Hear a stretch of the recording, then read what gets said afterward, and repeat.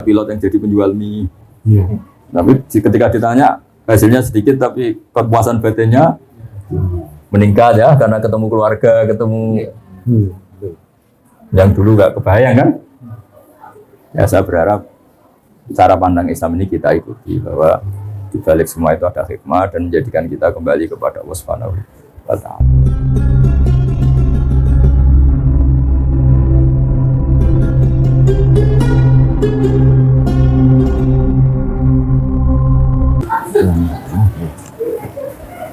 Bismillahirrahmanirrahim.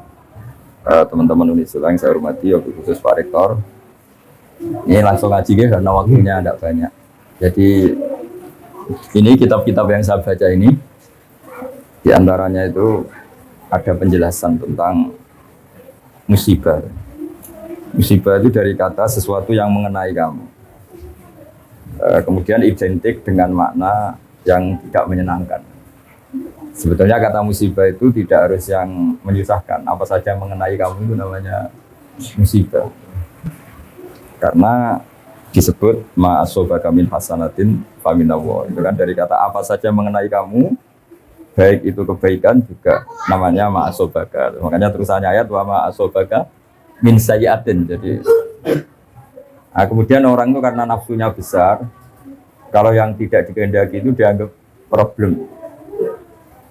Ya, kalau yang tidak dikehendaki itu namanya problem. Kalau yang dikehendaki namanya nikmat.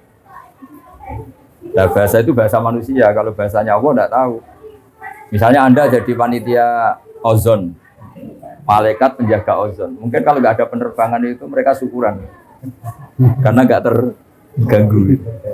Tapi kalau Anda pengusaha penerbangan ya nganggap ini musibah.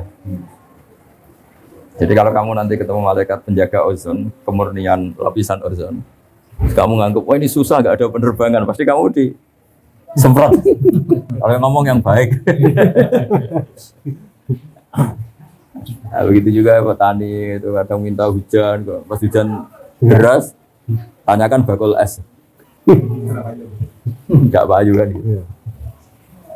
Jadi di ilmu kitab-kitab yang saya baca, kata musibah, kata nikmat itu ada yang hakikat, ada yang menurut kita. Karena ya tadi, kalau ada malaikat penjaga ozon, mungkin syukuran karena nggak ada penerbangan. Gitu. Kalau Anda menteri bagian nangani tenaga kerja, tambah banyak pabrik, tambah senang karena menyerap tenaga kerja. Tapi kalau Anda mungkin menteri lingkungan hidup, ini banyak limbah, ini banyak polusi. Nah kira-kira seperti itu mas gambaran hidup. Kalau Pak Bejo jadi direktur, kata kroninya ya alhamdulillah, kata musuhnya ya ini musibah. Alhamdulillah guys. Jadi pola-pola sosial itu. Semua pemilihan ini. Artinya kalau kita pakai bahasa manusia kan selalu gitu, ada subjektivitas, ada nisbi, ada. Lalu gunanya ngaji sama kiai ya tadi orang dilatih pakai bahasanya Allah. Ya bahasanya Allah tadi ya kita tidak tahu persisnya ini nikmat apa musibah, tapi dibalik itu ada hikmahnya, itu sudah dekati bahasa ketuhanan karena apa? Ya, tidak mengklaim. Saya sering guyon, meskipun tuh guyon tapi tak ilmu nih. Misalnya tadi kamu ada pasangan nganten baru yang baru harmonisnya itu, orang mesti bilang alhamdulillah harmonis. Tanyakan ibunya itu mulai lupa daratan, lupa ibunya, lupa keluarganya. Kalau harmonis punya sama istri itu pasti. Jadi kalau ada pasangan harmonis, tanyakan ibunya. Menantu jenengan baik enggak? Oh, ngurus ibu jone tok lali wong tuwa. Atau tanyakan temannya. Saiki lali konco, saiki lali temen gitu karena saking mesranya sama. Nah, di semua segmen kehidupan itu seperti itu, Pak Bejo. Betul ya. Sehingga agama itu mengajarkan bahasa-bahasa sakral yang tidak lekang oleh waktu, yaitu misalnya baca subhanallah, maha suci Allah, alhamdulillah, subhana rabbiyal azim. Karena bahasa manusia itu tidak pernah sempurna, yang sempurna itu bahasa ajarannya Allah. Kalau itu kan permanen, keadaan apapun ya Allah itu maha suci, keadaan apapun ya alhamdulillah, keadaan apapun Allahu akbar. Sekali kamu kerana manusia itu ruwet. Ya, tadi misalnya kalau sebuah negara itu makmurnya orang taat untuk ke masjid, makmurnya orang nakal. Mesti ke tempat-tempat maksiat. Jadi kalau kamu berdoa makmur, untuk siapa? Dan ukurannya dipakai untuk apa? Kamu dapat uang banyak, alhamdulillah. Kalau orang baik uang banyak pikirannya ya untuk nafkahi anak istri, bangun masjid ini. Nah, kalau orang nakal kan nanti pikirannya macam-macam. Mungkin ingin judi, ingin booking siapa, atau untuk kepentingan apa. Ya di sini ini baiknya agama. Agama datang untuk manusia. Terus ada ketentuan halal haram, ketentuan melawan hawa nafsu, ketentuan mengelola nafsu, ketentuan meminimalkan nafsu. Nah tanpa itu bahasa-bahasa nikmat itu hakikatnya adab karena nikmat yang mengarah ke untuk maksiat. Nah itu pentingnya ngaji. Jadi orang akan ya tadi. Jadi, kalau kamu punya toko sedang laris-larisnya, tanyakan toko rivalnya. Saya ini sepi laris wae Pak. Toko pesaing. Iya. Tapi nanti yang sedang tidak laris jangan katakan terus jatuh udah juga baru kayak laris wes bergaya loro kabeh tak ibadah wae. Nah, hal-hal seperti ini harus diperhatikan supaya orang itu menilai yang dialami tidak pakai ukuran nafsu tapi ukuran menurut Allah Subhanahu wa taala ma'idallah. Jadi menilai makanya disebut wal baqiyatu sholihat. Baqiyat itu sesuatu yang abadi, sholihat itu yang bagus. Makanya disebut kalimat thayyibah itu subhanallah bihamdi la ilaha illallah itu kalimat itu tuh permanen. Tapi kalau kalimat manusia itu tidak permanen. Tadi misalnya kamu bilang nasi itu penting karena makanan pokok. Tanyakan pakar diabetes. Oh, nasi itu mengandung gula kan orang diabetes nggak boleh kan. Jadi selalu ada masalah. Jadi sama bisa melihat itu nikmat karena bisa melihat apa saja. Kamu mulai tersiksa punya istri jelek ya karena sering banyak melihat itu. Harus sadar bahwa yang kamu punya itu paling tidak cantik itu. Baru kayak sering apa? Melihat itu. Sama. Ada orang punya Innova itu senangnya bukan main. Itu mulai ada musibah ada temannya sana main pakai Alphard. Seruntuh dia. Gara-gara melihat Alphard terus kelihatan Innovanya itu jelek. Makanya guyonannya orang-orang haji itu kalau haji kenapa kamu nangis? Semua orang tuh kok cantik karena melihat orang Pakistan, Turki yang jelek hanya istri saya. Biasa. Akhirnya gantian anak istrinya nangis. Kenapa kamu semua orang kok ganteng? Yang jelek hanya suami saya. Di sini hebatnya agama. Ukuran mengelola nikmat itu la tamud dan na'inaika. Kamu jangan pernah melihat yang tidak milik kamu karena awal ketidaksyukuran tuh melihat. Jadi awal ketidaksyukuran tuh karena melihat. La tamudanna ainaika jangan arahkan pandangan kamu ke hal-hal yang ya tadi. Jadi rektor sudah syukur. Nanti kalau ketemu menteri terus dididing-didingi di kandang-kandang itu. Boleh kok jateka diamu itu. Betul. Jadi menteri pendidikan juga ya bisa ngatur rektor. Ini kalau ketemu presiden bisa doa ya. Nah, nanti jadi presiden juga ya, tapi nanti kalau ada Indonesia ada nggak benernya, ada miskinnya juga mungkin salah-salahan. Semuanya juga ada problem itu. Nah, tapi kalau kita melihatnya dengan ketentuan Allah, rektor itu amanah, presiden itu amanah, menteri itu amanah. Saya pernah didatangin seorang menteri juga pernah didatangin orang-orang top. Terus saya ini jabat top ini gimana? Ya saya bilang kalau itu mas'uliyah, tanggung jawab, maka itu ibadah. Tapi kalau kamu rofahiyah, dipakai hura-hura itu ya maksiat. Insya Allah tanggung jawab. Karena tanggung jawab kan malah memperbesar ganjaran kan. Kalau kamu sebelum rektor kan kebaikan kamu terbatas di teman kos, teman relasi. Tapi kalau jadi rektor kan satu uni sula. Makanya pernah ada seorang wali ditanya, kalau andekan kamu punya doa satu untuk siapa? Untuk presiden. Kenapa ya? Kalau yang baik RT kan kebaikannya hanya satu RT. Kalau yang baik bupati hanya satu kabupaten. Kalau yang baik presiden satu negara. Jadi masyhur itu. Jadi ada seorang wali ditanya, kalau misalnya kamu levelnya RT, kalau kamu doa yang baik kan, yang namanya levelnya. Ya, makanya ada wali yang sangat luar biasa ditanya, andekan kamu punya satu doa sosial. Ya kalau doa pribadi kan tentu husnul khotimah. Kalau kamu punya jatah doa satu doa sosial, kamu beruntukkan siapa untuk presiden? Kenapa? Sekali beliau baik, manfaatnya lebih luas kan? Ya ini punya jatah doa satu, duduk anak RT yang baik ya sudah hanya satu kawasan itu aja. Yang baik.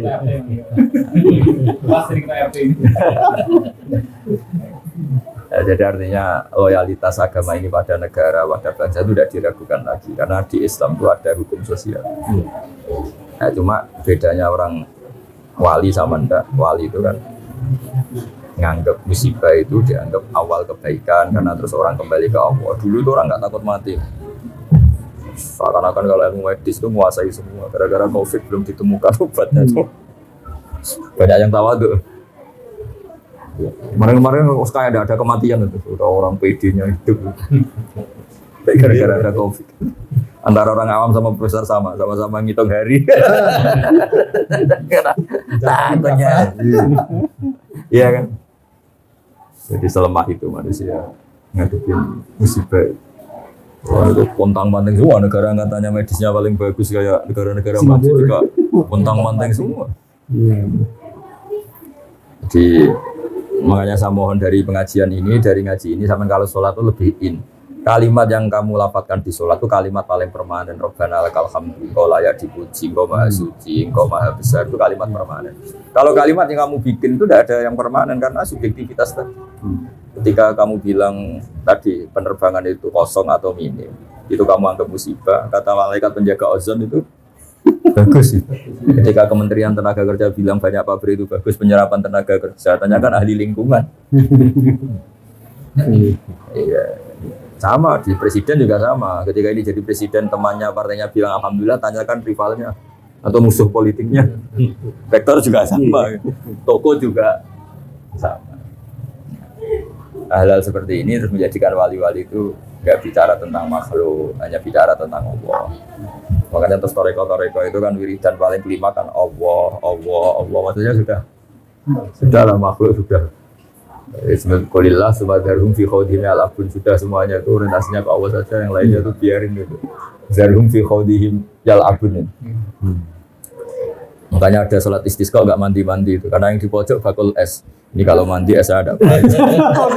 Nah, ternyata ketika orang lain semangat amin karena sawahnya banyak. Terus ini aminnya tenang. Kenapa kamu tidak semangat? Saya tidak punya sawah, nggak ada hujan juga nggak apa-apa. Saya ini penjual es. Jadi apa ya? Ya gitu itu kehidupan ya gitu.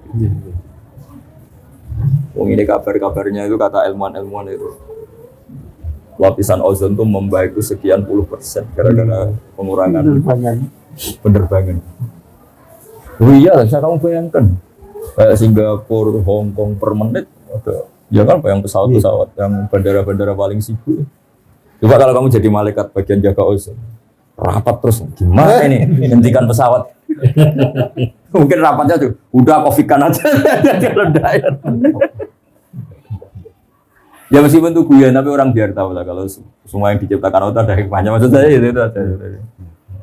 Kalau ada pabrik tutup, tanyakan pakar lingkungan. Bagus sekarang sudah ada limbah, kenapa pabriknya tutup? Tapi kalau tanyakan pekerjanya, susahnya. Nah bayangkan kalau bahasa subjektivitas gini dipakai ilmu hakikat kan kacau. Tapi kalau di biasa itu hukum sosial pasti ada subjektivitas. Kalau ilmu hakikat ya tadi yang PHK ya tidak mesti gak dapat pekerjaan, saja dapat pekerjaan yang lebih baik. Kan kemarin banyak pilot yang jadi penjual mie. Tapi ketika ditanya hasilnya sedikit tapi kepuasan batinnya meningkat ya karena ketemu keluarga, ketemu yang dulu gak kebayang kan.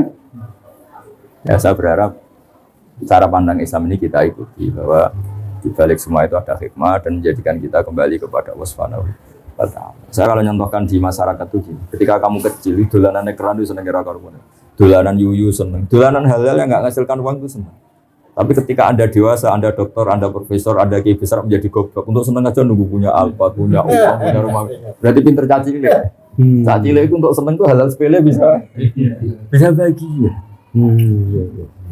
Tapi harus profesor, habis seneng jangan. Padahal ciri utama orang pinter kan mudah mendapatkan yang diinginkan. Ternyata untuk senang harus mahal. Sementara caci untuk senang itu segampang itu. Terus pinter mana kita dengan anak-anak? Jadi itu pelajaran bagi kita bahwa kalau kamu di dunia ingin senang, ketika kita kecil, ketika kita miskin, mau melarat itu sama mobil sebenarnya. Kayak ongkos ada di serbu kos sebenarnya apa? Terlambat bayar. Jadi makanya saya pernah ketemu menteri itu kalau guyon lucu. Enak orang menteri. Saya dulu itu melihat orang jadi menteri itu top. Setelah saya jadi menteri itu merasa tidak top. Ya, kenapa? Karena semua kesalahan di kementerian saya kayak salah saya. Dulu kan nggak pernah salah. Ya kan kalau kamu nggak menteri Polhukam, nggak ada keamanan apa kan kamu nggak salah. Orang miskin kalau kamu nggak menteri ekonomi kan nggak. Iya betul. Gara-gara kamu menteri malah menjadi salah kan? Kalau kamu tidak ketua bulog, kalau nggak ada kesediaan jelas kan nggak salah. Kalau kamu ketua bulog kan menjadi, kalau kamu nggak rektor kesalahan Unisula kan nggak salah kamu. Gara-gara rektor ikut salah kan? Salah. Itu hebatnya Islam. Makanya Nabi itu harus punya hak syafaat. Kenapa Nabi itu punya hak syafaat? Karena seorang Nabi itu yang bertanggung jawab. Itu kecelok umatmu itu bersyafaat. Ya sama. Kalau kamu sudah kadung jadi rektor, ini mahasiswa kamu. Kalau ada apa-apa kamu harus ikut tanggung. Ya. Makanya agama ini datang dengan rasionalitas yang tinggi. Kenapa Nabi itu punya hak syafaat? Ya karena beliau dekat Allah itu pasti. Ya karena tadi kita ini kadung umatnya, maka menjadi tanggung jawab beliau. Dan kita membaca sholawat itu bukti kita loyal. Sama seperti mahasiswa harus punya kartu mahasiswa bukti kalau kita loyal. Sama yang umatnya Nabi juga punya kartu sebagai umat. Yaitu ditandai dengan baca sholawat. Karena nggak mungkin Nabi nggak tanggung jawab kan tadi. Sebelum kamu jadi presiden, semua campang-camping negara kan nggak tanggung jawab kamu. Gara-gara presiden terus kamu jadi tanggung jawab kamu kan. Begitu ya rektor, begitu juga RT. Ya gara-gara Nabi itu seorang Nabi, maka harus tanggung jawab. Dan itu luar biasa. Akhirnya beliau diberi hak syafaat. Umatnya yang harusnya menjadi ahli neraka, asal bertauhid dijamin ahli surga. Meskipun lewat jalur apa? Syafaat. Makanya saya minta sama Unisula, sama rektor, sama ketua yayasan, jangan apa-apa itu hukumannya sanksi, apalagi DO. Kalau nggak fatal banget itu jangan. Karena ciri utama pemimpin itu ro'in itu menjaga itu ya tidak mengeluarkan. Kecuali yang hal-hal yang ekstrim. Makanya dalam Islam itu jangan mudah mengkafirkan orang. Makanya yang dilawan ahli sunnah itu gerakan takfiri. Karena semangat Nabi itu yang luar dimasukkan, bukan yang sudah di dalam dikeluarkan. Ya kan? Jadi sebetulnya logika itu yang harus kita pakai. Misalnya kita punya anak 5, yang 2 itu nakalnya minta ampun. Mungkin tetangga enak aja ngomong, usir aja Pak, anak durhaka. Itu yang ngomong enteng gitu mesti tetangga sebelah. Bagi kita orang tuanya enak kira-kira rasanya. Itu anakku kan? Sama. Nabi itu nggak terima kalau umatnya dikeluarkan dari Islam karena Nabi sangat mencintai umatnya. Bahkan yang nakal pun Nabi menghentikan itu tak beri hak syafaat. Syafaat ila ahli KPR umat. Saya punya jatah syafaat untuk umatku secara jelas-jelas. Karena semangatnya mengambil atau memasukkan yang luar. Nah, ya kalau anak-anak nakal itu semangat orang tuanya kan dandani. Enak wae tonggo usul kon ngusir ya. Nah, pola-pola itu yang harus kita perkuat, semangat memasukkan, semangat mengayomi, semangat jaga stabilitas, memanage konflik, memanage perbedaan. Ya tadi, di mana-mana Nabi diutus itu memperbaiki yang kurang baik, memasukkan yang belum masuk. Makanya kenapa aliran-aliran takfiri itu ditentang mati-matian oleh mayoritas ahli sunnah, mayoritas umat Islam. Itu sebetulnya nentangnya itu bukan karena sentimen, tidak, logika sosialnya begitu di mana-mana. Ininya kita ini ya kan kita inginnya kan warga Indonesia sing rapati ngaku Indonesia itu menjadi sangat Indonesia kan. Unisula yang belum Islami menjadi sangat Unisula. Jadi semangatnya itu memasukkan bukan mengeluarkan ya. Ya kan jelas kita punya udkhulu fi silmi kafah, kan pengumumannya untuk masuk bukan untuk keluar. Jadi logika kita menentang takfiri sudah mengkafirkan itu sebenarnya logika umum sebenarnya. Ya memang begitulah kalau kita sebagai pengayom masyarakat inginnya ya itu udah hanya dalam ahli sunnah ya. Kalau kita ketua RT, ketua RW, kita kiai, kita tokoh inginnya ya semangatnya merangkul, bukan memukul, bukan. Ya, jadi tadi ya pesan saya kalimat-kalimat thayyibah yang Anda baca di sholat itu jiwai karena itu kalimat yang permanen. Kalimat yang kamu lontarkan dari diri kamu sendiri itu pasti ada subjektivitas. Nah, itu tidak bisa kamu pakai swan Allah. Yang bisa dipakai swan Allah itu kalimat-kalimat thayyibah tadi. Karena itu permanen, kebenarannya permanen. Makanya disebut wal baqiyatus sholihatu khairun inda rabbik. Tapi kalau kalimat yang kita utarakan itu subjektif semua. Bilang sayang istri ya sampai kapan kan pertanyaannya. Ya kan? Cinta Unisula ya sampai kapan? Nanti kalau ada konflik tawarin kampus lain yang menjanjikan perlu dipertimbangkan juga kan. Apalagi cinta partai ya. Ya malah tinggal mana ya kan malah. Ya kan? Jadi kalau cinta manusia, bencinya manusia itu ya subjektivitasnya seperti itu. Jadi kalau cinta Allah itu yang abadi.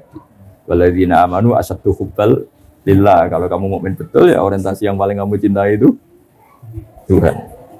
Nah sekarang ngaji seperti ini sudah langka. Dikira kalimat-kalimat thayyibah itu kayak mantra, kayak rutinitas itu enggak, itu filosofi. Ya itu kalimat permanen yang bisa kamu tanggung jawabkan depan Allah itu ya Allahu Akbar kalimat. Makanya saya bilang sering memberi contoh itu. Kalau ada semut sama semut pacaran gitu misalnya. Pacarannya itu di daun mangga misalnya. Dia asik sama yang disenangi pacaran. Kata-kata semut kan, saya asik pacaran karena pasangan saya mencintai saya. Sebaliknya bilang gitu. Tapi kalau kamu yang mengendalikan, kamu asik itu karena godong ini ora tak kipatno. Sekali tak kipatno tuntas ya. Yang sama ketika kita punya alpat nikmat, kumpul istri nikmat, makan nikmat. Kata malaikat bagian gempa. Kon gak mantur aku tak hoyak. Tapi kita karena keterbatasan kita sebagai manusia nganggap makan nikmat itu karena makan sate dengan istri yang kita cintai. Tapi kalau malaikat bagian gempa, kuncinya di saya. Apapun nikmatnya yang kamu makan sekali tak goyak.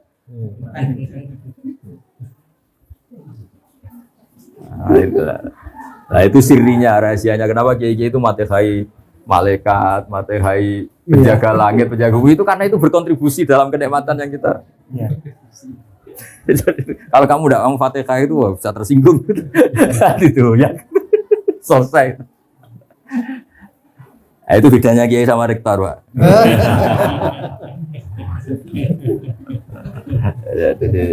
Jadi saya mohon semohon-mohonnya kalimat-kalimat thayyibah yang sering Anda baca di sholat, di luar sholat.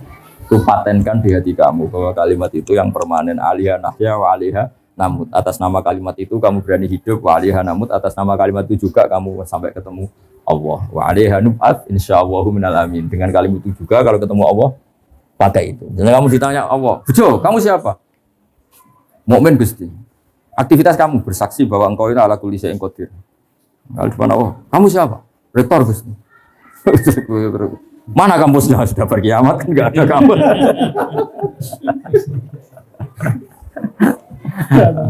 Ya kan enggak ada semua kan sudah.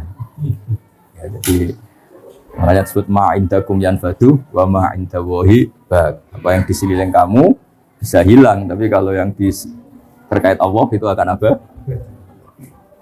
Makanya saya minta jenengan jadi rektor juga melihatnya untuk kemanfaatan agama. Ya, jadi siapa saja orientasinya itu agama. Saya sendiri itu sering tersiksa misalnya terganggu karena saya mungkin terkenal dianggap alim. Tapi kalau sudah ingat barokahnya terkenal, saya bisa menterkenalkan Allah dan Rasul lewat hukum-hukum yang ditulis para ulama. Bukan Allah yang Rasul menurut hukum yang ditulis orang-orang bodoh. Kan repotnya itu kan gitu kan. Semuanya orang ngatasnamakan Allah dan Rasul. Sementara dia tidak pernah ngaji. Pertanyaan cerdasnya kan gini. Bagaimana itu mewakili hukumnya Allah dan Rasul? Dia Quran aja tidak hafal, hadis. Pasti itu pendapatnya dia kan bukan. Tapi kalau yang ngendikan kalau Allah wa Rasul itu orang alim kan dia bacanya banyak. Itu kan menurut Unisula. Ternyata dia tidak tahu tata tertib di Unisula. Pasti menurut dia kan. Yang berhak bilang menurut Unisula ya kalau dia menguasai ADART Unisula kan kira-kira gitu. Menurut Indonesia ternyata dia ada orang yang ahli UD 45, ada ahli apa. Berarti menurut dia bukan menurut. Nah kira-kira gitu di dunia kiai kalau menurut Islam ternyata dia ada menguasai Quran, ada menguasai hadis. Menurut Islam apa menurut dia? Ya kira-kira gitu. Makanya saya seneng kalau yang ngaji itu orang yang menguasai Quran dan hadis. Supaya menyampaikan pendapat Islam ya sesuai referensi dan bentukan Allah dan Rasul karena bacanya banyak. Yang berhak ngomong saya ini Indonesia ya yang baca UD, baca ini itu Pancasila supaya sangat Indonesia itu loh. Baca enggak mau. Tahu-tahu menurut Islam yang mana? Dia enggak pernah. Makanya ada seorang kiai pidato tak tegur dia langsung istighfar. Orang kiai itu harus kalah, kalau enggak kaya enggak dihormati. Walhasil kiai itu suatu saat saya tak tanya, memangnya ada target dalam Islam untuk dihormati? Target dalam Islam itu ingin diridhoi Allah, kowe aneh-aneh. Iya ya. Terus kata harus itu kan harus, kiai harus kaya. Harus itu artinya kalau wajib kan pengganti katanya wajib. Berarti yang miskin dosa semua. Terus dia bilang astagfirullah, keliwat sudah gak bisa diistighfar berat itu.